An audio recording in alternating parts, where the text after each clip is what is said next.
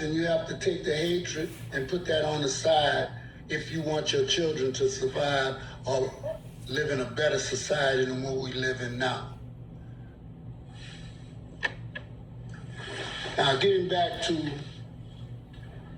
what I really wanted to talk about is, see, it's not the rise of elitism or the future of democracy, because things are happening right here today that will probably affect us for the next 40 or 50 years.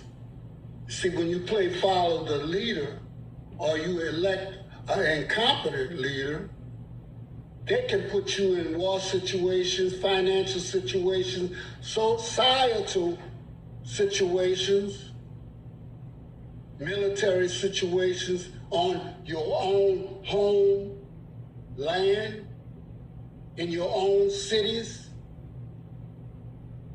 The only thing that one person in this nation needs is the support of the military, and it's all over for everybody. You're going to be in a monarchy. But today I would like to speak about a challenge that stretches across nations, cultures, institutions, and generations. It is not simply a political challenge. It is a moral challenge, a social challenge, a human challenge. It is the challenge of elitism and the growing concentration of power. And that power can be turned against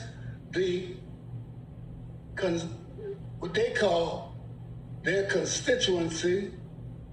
But let's just say, who are the Americans? See, because we have to go back to the beginning. Because some people are considered Americans and some people are not.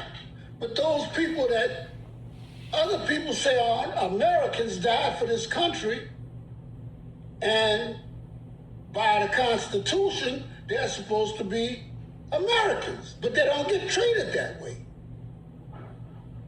And see, as we stand in 2026, we live in a world connected by technology, information, and unprecedented access to knowledge. Yet at the same time, many people feel increasingly disconnected from the decisions that affect their lives.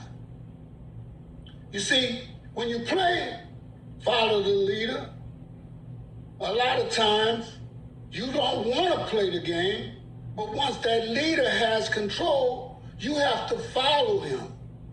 And see, I never did sign up for that. You might have not never signed up for that, but guess what? We all gonna pay for that.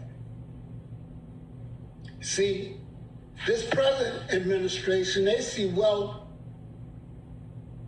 becoming more concentrated, and they aim to have their share of that concentrated wealth.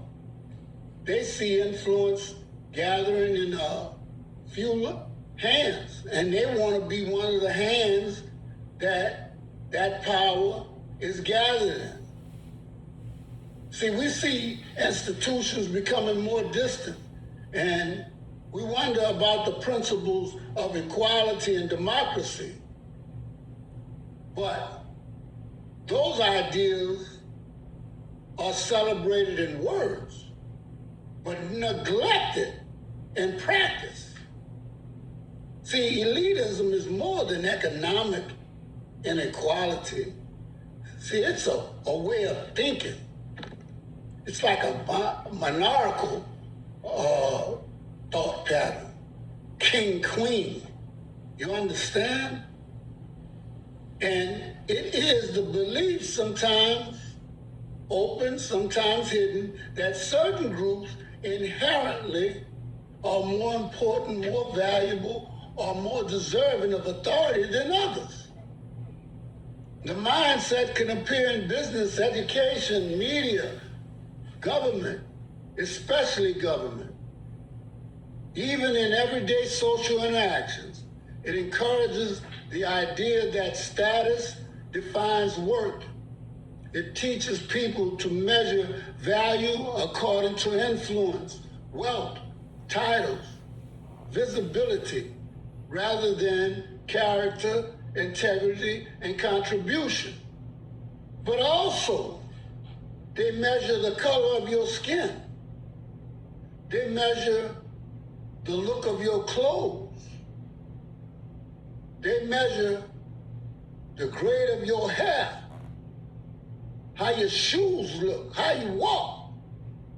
See, the problem is not that some people possess expertise, leadership ability, or resources, because every society benefits from the knowledge and responsibility of those people and the knowledge that came before them. The problem begins when power becomes detached from accountability, when leadership is treated as a privilege, or people are privileged by birth instead of a service. It begins when institutions stop listening and citizens stop believing their voices matter, and they become silent. And then they become one of the followers of a troubled nation, of a troubled world. Something that they didn't sign up for, but they let happen. One of those most troubling developments of our time is the tendency to celebrate power itself. Throughout history, people have often been drawn to those who appear strong, successful, or influential. In moderation, admiration can be healthy. But when admiration turns into unquestioning loyalty, democracy suffers, but also the people suffer. Also, the nation suffers.